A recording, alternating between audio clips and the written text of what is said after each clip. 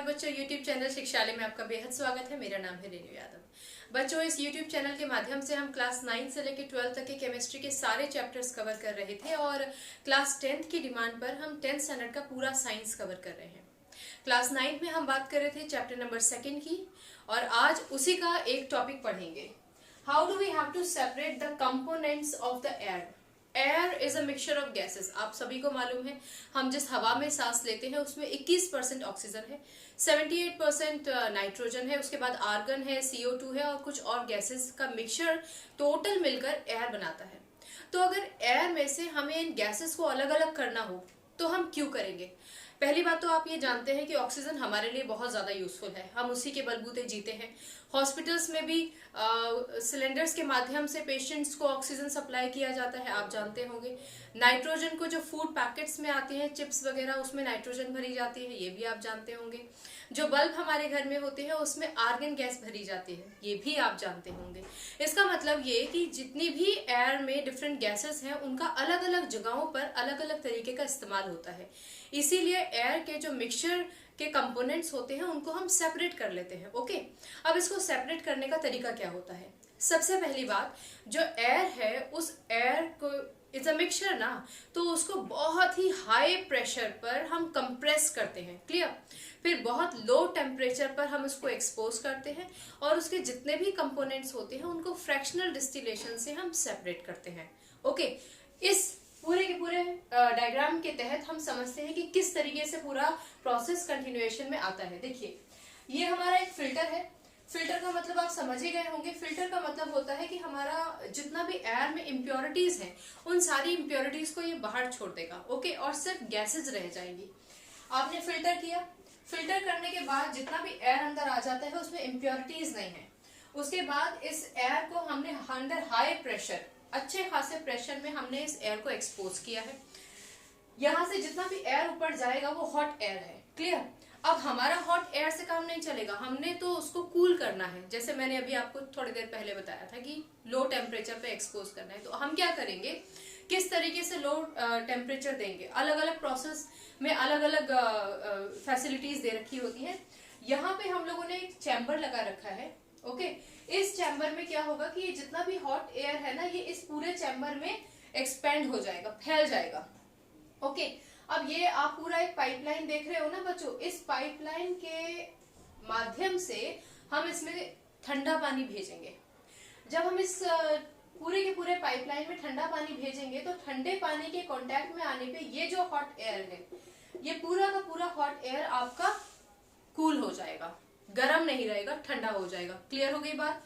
अब जितना भी यहाँ से ठंडा एयर है, क्योंकि वो अभी एयर के फॉर्म में है, तो जितना भी ठंडा एयर है, अब क्योंकि ऑलरेडी हम प्रेशर तो दे चुके हैं और हमने उसको कूल भी कर दिया है, इसका मतलब कि अच्छा खासा कोल्ड और कंप्रेस्ड एयर हमारे पास है। वो कोल्ड और कंप्रेस्ड एयर इस पाइपलाइन के माध्यम से इस सेपरेटर में जाएगा।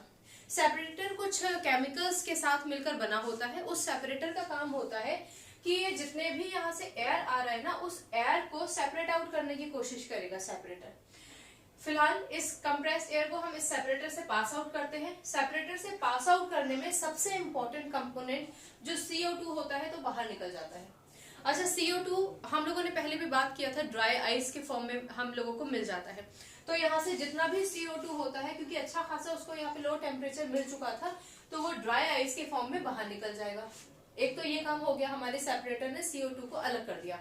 अब जो मेन कंपोनेंट हो गए हैं हमारे एयर में रह गए हैं वो है ऑक्सीजन, नाइट्रोजन और आर्गन। अब हम क्या करते हैं, यहाँ से एयर जितना भी आया है, जो सेपरेटर से गुजर कर नीचे आया है, जो CO2 पीछे छोड़ चुका है, उस एयर को हम एक एक्सपेंशन जेट में डालते हैं।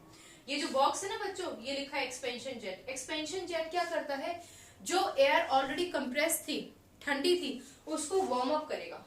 क्लियर? जब आप वार्म अप करते हैं, किसी भी चीज को गर्म करते हैं, किसी भी चीज को, इसका मतलब कि उसका एक बॉइलिंग पॉइंट होता है। हर एक गैस का अपना एक बॉइलिंग पॉइंट होगा ना, तो वो अपने अपने बॉइलिंग पॉइंट्स को हो सकता है रीच करें, इनफैक्ट रीच करेंगे। अब क्या होता है कि क्योंकि एक्सपेंशन जेट में हम ये पूरे के पूरे एयर को, जो यहाँ पर कोल्ड और कंप्रेस्ड होकर लिक्विड का फॉर्म ले चुका था एयर, उस एयर को हम एक्सपेंशन जेट पे एक्सपोज करते हैं तो ये एक्सपेंशन जेट उस लिक्विड एयर को बॉईल करने लग जाता है, हीट करने लग जाता है, वार्म करने लग जाता है। क्लियर? क्योंकि नाइट्रोजन का बॉइलिंग पॉइंट सबसे कम होता है। Nitrogen has a boiling point of 196 -196 degree C. इसका मतलब नाइट्रोजन का लोएस्ट बॉइलिंग पॉइंट है, तो सबसे पहले नाइट्रोजन बॉईल हो जाएगा। आपको ध्यान होगा फ्रैक्शनल डिस्टिलेशन हम लोगों ने बात किया था ना, जो ज्यादा वॉलेटाइल है, जिसका बॉइलिंग पॉइंट के वेरिएशंस के हिसाब से ही तो गैसेस और कंपोनेंट सेपरेट होते हैं ना। तो यहाँ पर जो नाइट्रोजन है उसका बॉइलिंग पॉइंट सबसे कम है और ये आर्गन और ऑक्सीजन के मुकाबले ज्यादा वॉलेटाइल है, जल्दी से वेपर्स बना लेगा। बॉइलिंग पॉइंट की कम होने की वजह से ये सबसे पहले बाहर निकल जाएगा। उसके बाद आर्गन का बॉइलिंग पॉइंट है 186 -186 डिग्री सी, फिर वो निकल जाएगा। अब हमारे पास बचा क्या है, क्योंकि लिक्विड एयर था, लिक्विड एयर को वार्म किया तो नाइट्रोजन निकल गया है, आर्गन भी निकल गया है, तो बचा क्या हमारे पास? तो सिर्फ और सिर्फ ऑक्सीजन। वो ऑक्सीजन क्योंकि सारा लिक्विफाई हो चुका है, हमने ये अरेंजमेंट कर रखा है, सारा लिक्विड ऑक्सीजन जो होगा हमारे इस कंडेंसर में जमा हो जाएगा। क्लियर? ये सारा का सारा जो लिक्विड एयर यहाँ से पास होके फिर आर्गन और नाइट्रोजन को पीछे छोड़ चुका है इस चैम्बर में, इस कॉलम में, जो फ्रैक्शनल डिस्टिलेशन कॉलम था। इस फ्रैक्शनल डिस्टिलेशन कॉलम के पास होने के बाद नाइट्रोजन आर्गन यही छूट जाएंगे और सिर्फ लिक्विड ऑक्सीजन बचेगा जो हमारा यहाँ पर कलेक्ट हो जाएगा। क्लियर? एक छोटा सा रिव्यू ले लेते हैं जल्दी जल्दी। इस पूरे के पूरे सेटअप में हमारे पास एक फिल्टर है, ये हमने एयर प्रेशर का पूरा इंतजाम कर रखा है। उसके बाद हमारे पास डिफरेंट पाइपलाइंस है हॉट एयर को पास करने के लिए। ये पूरा चैम्बर है हमारा जिसमें से हम ठंडा पानी पास ऑन कर रहे हैं। देन कोल्ड और कंप्रेस्ड एयर के लिए पाइपलाइन है, सेपरेटर लगा रखा है। उसके बाद हमारे पास एक एक्सपेंशन जेट है जो गैसेस को वार्म अप करेगा। ये हमारा जो चैम्बर है वो फ्रैक्शनल डिस्टिलेशन करेगा। क्लियर? ये सेटअप मैं आपको जानबूझ के एक्सप्लेनेशन के बाद बता रही हूँ ताकि आप और अच्छे से रिलेट कर पाओ। फिर उसके बाद ये हमारे पास एक कंडेंसर है, एक कलेक्टर है जिसमें हमारा बाकी का बचा हुआ जो गैस होगा, जो ऑक्सीजन है, वो कलेक्ट हो जाएगा। फिर से एक बार समझ लेते हैं। एयर को फिल्टर किया, फिल्टर करने के बाद एक अच्छे खासे प्रेशर में हमने इसको एक्सपोज किया। ठीक है?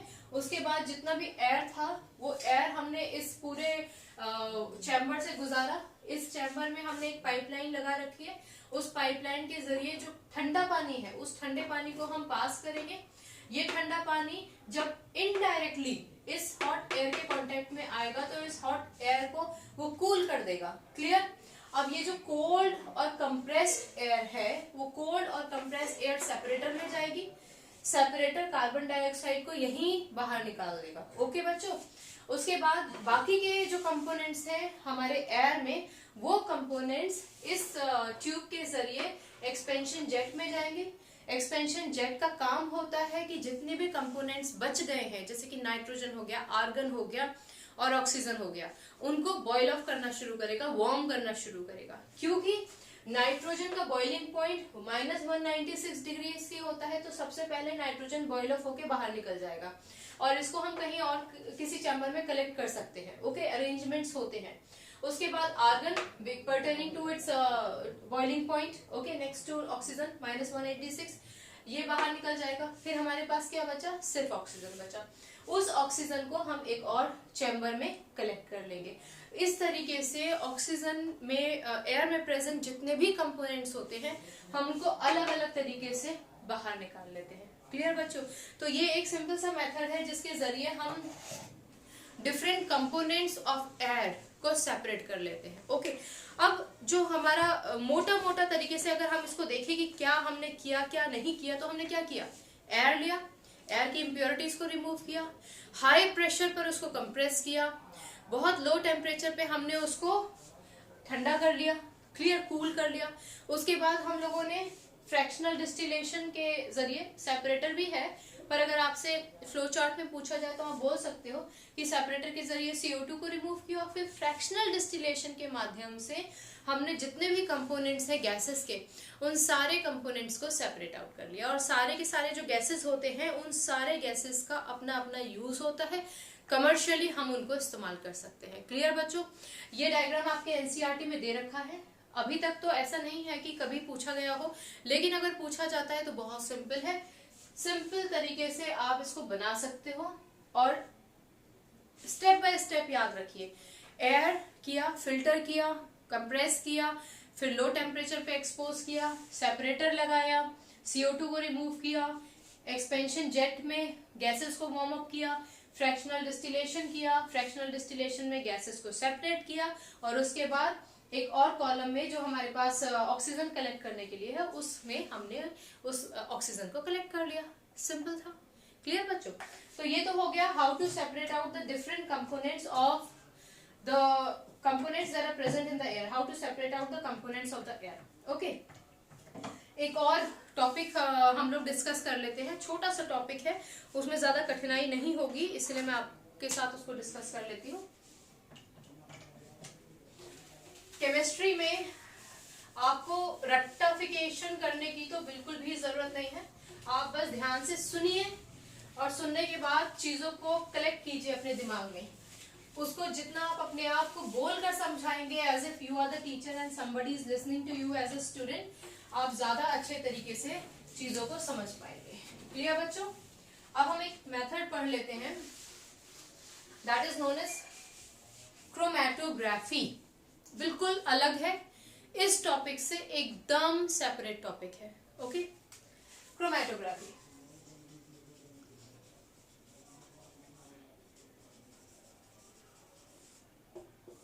अच्छा, क्रोमैटोग्राफी जो है ना, वो क्रोम शब्द से बना है। ओके, क्रोम का जो मतलब होता है वो होता है particularly colour. The meaning of Chrome, Greek में इसका मतलब होता है कलर। हमारे जो कलर्स होते हैं ना, भले ही वो इंक हो, भले वो हमारे कपड़े के कलर हो, इनमें बहुत सारे डाइज बने होते हैं। डाई से मिलकर कोई भी कलर बनता है। जैसे कि रेड इंक है या ब्लैक इंक है, तो ब्लैक में क्या होगा, हो सकता है 2-3 कलर के डाइज पड़े हो। तो क्रोमैटोग्राफी में क्या होता है, कोई भी कलर कौन कौन से डाइज से मिलकर बना है उसको सेपरेट आउट करने का एक तरीका है। क्लियर? बहुत सिंपल तरीके से मैं आपको समझा देती हूँ। देखिए, आपको कुछ नहीं करना है, आपको एक फिल्टर पेपर लेना है।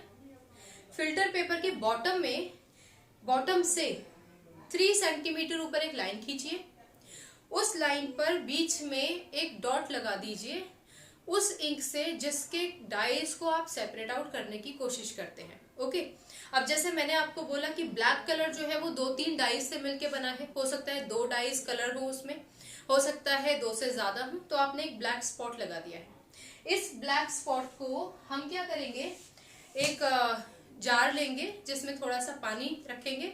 उस पानी में इसको हमने डिप कर देना है बच्चों। उस पानी में हमने इसको डिप कर दिया है। डिप कुछ इस तरीके से करेंगे कि वो लाइन जिसपे हमने स्पॉट लगाया था वो पानी से ऊपर रहेगा। क्लियर? और इसको मैं यहाँ पे थोड़ी देर के लिए रख देती हूँ और ऑन बोर्ड इसको समझ लेते हैं कि कैसे क्या है।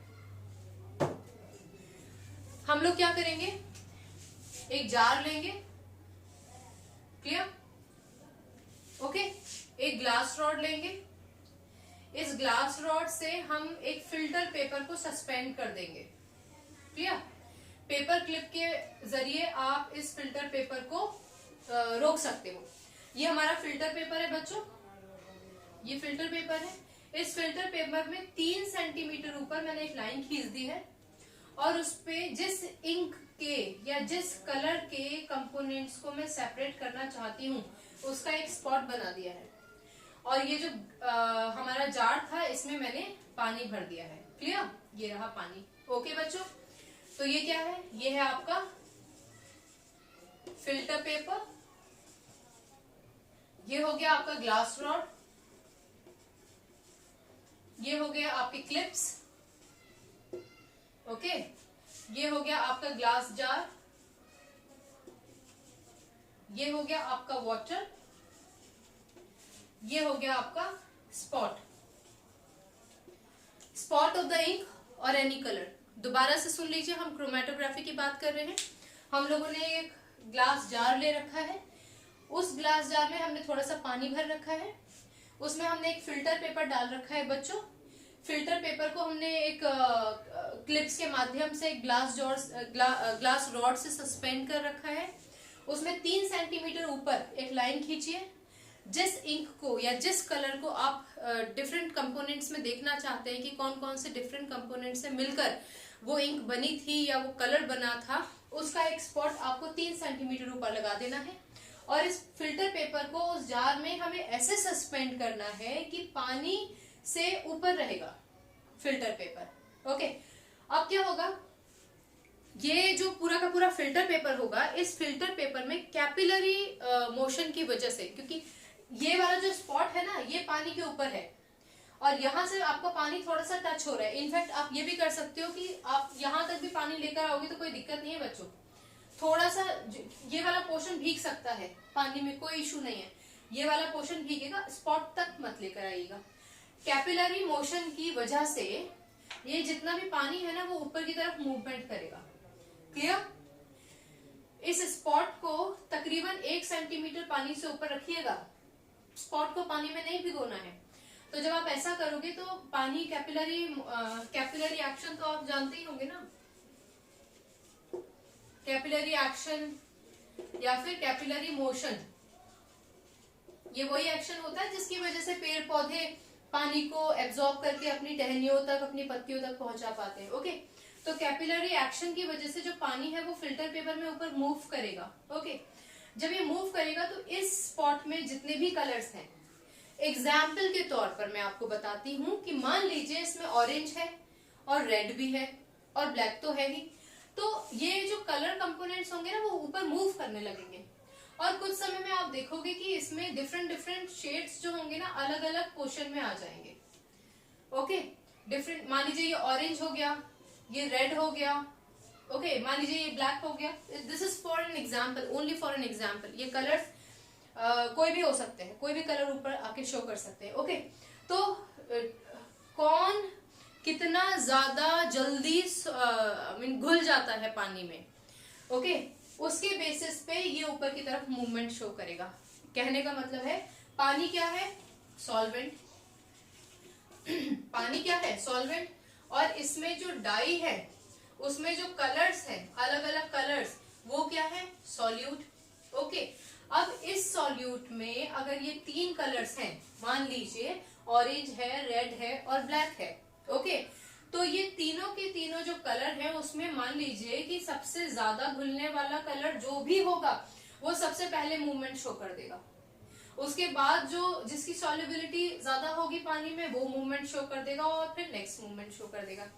तो depending on the extent of solubility of a solute in water, they will start moving up. Okay, और आपके पास डिफरेंट बैंड्स आ जाएंगे, इसको हम बैंड्स बोलते हैं। तो you will get the different bands of the colour, और ये बैंड्स आपको ये बताएंगे कि वो जो हमें ब्लैक नजर आ रहा था उसमें कौन कौन से कलर्स थे। Is that clear? आपको ये सिर्फ समझाने के लिए मैंने बताया है कि ऑरेंज है, रेड है, ब्लैक है या ब्लू है, ये सिर्फ समझाने के लिए है। अच्छा, इसका काम क्या है हमारे पास? इसका काम है कि मान लीजिए कि किसी ने एक्सीडेंट कर दिया, ड्रंक है वो, तो उसके ब्लड में कितना ड्रग है, ओके, या फिर उसने कोई दवाई ले रखी है क्या, या उसने अल्कोहल ले रखा है क्या, तो उसके ब्लड सैंपल की क्रोमेटोग्राफी करके हम लोगों को ये पता चल जाता है कि भाई इसके ब्लड में ये कंटेंट पाए गए। ओके, पहली चीज। दूसरी बात कि कोई भी डाई है, वो डाई कौन कौन से कलर्स से मिलके बना है, वो भी हम इस क्रोमेटोग्राफी के माध्यम से पता लगा सकते हैं। और जो नेचुरल कलर्स होते हैं ना, जो नेचुरली एग्जिस्ट करते हैं, जैसे कि बीट रूट हो गया, उसमें आम का अपना एक नेचुरल कलर है, कोई भी चीज जिसका नेचुरल कलर है, उसमें कौन कौन से पिगमेंट्स हैं जिसकी वजह से वो नेचुरल कलर है, वो फाइंड आउट करने के लिए भी क्रोमेटोग्राफी का इस्तेमाल किया जाता है। ओके, अब हम देखते हैं कि हमारे पास कौन कौन से कलर्स आए हैं। ओके बच्चों, मेरे आसपास की स्टेशनरी शॉप में इस समय कोविड-19 की वजह से मुझे फिल्टर पेपर भी नहीं मिला है, तो मैंने एक सिंपल सा टिश्यू पेपर लिया था और एक ब्लैक कलर का मैंने यहाँ पे स्पॉट लगाया था। उसमें मेरे पास इस समय पर्पल आ रहा है और रेड भी दिखाई दे रहा है मुझे, और ग्रीन भी दिखाई दे रहा है। इनफैक्ट ये आपको थोड़ा समझाने के लिए आपको शायद नजर आ रहा होगा। आप इस एक्सपेरिमेंट को अपने घर पर भी कर सकते हैं। ओके बच्चों, so this was the capillary action and इससे पहले हम लोगों ने how to separate the different components present in the air पढ़ा। If you have any confusion in any of the topics taught till date, feel free to ask me. Okay बच्चों, आज का सफर बस इतना ही। आगे के चैप्टर में हम आगे के कुछ टॉपिक्स भी पढ़ेंगे। अगर आपको डाउट है तो आप मुझे फौरन कमेंट बॉक्स में अपने डाउट्स पूछ लीजिए। अगले मीटिंग तक आप अपना ख्याल रखिए, खुश रहिए, केमिस्ट्री को प्यार कीजिए, ask your doubts and take a very good care of yours. God bless you, bye bye.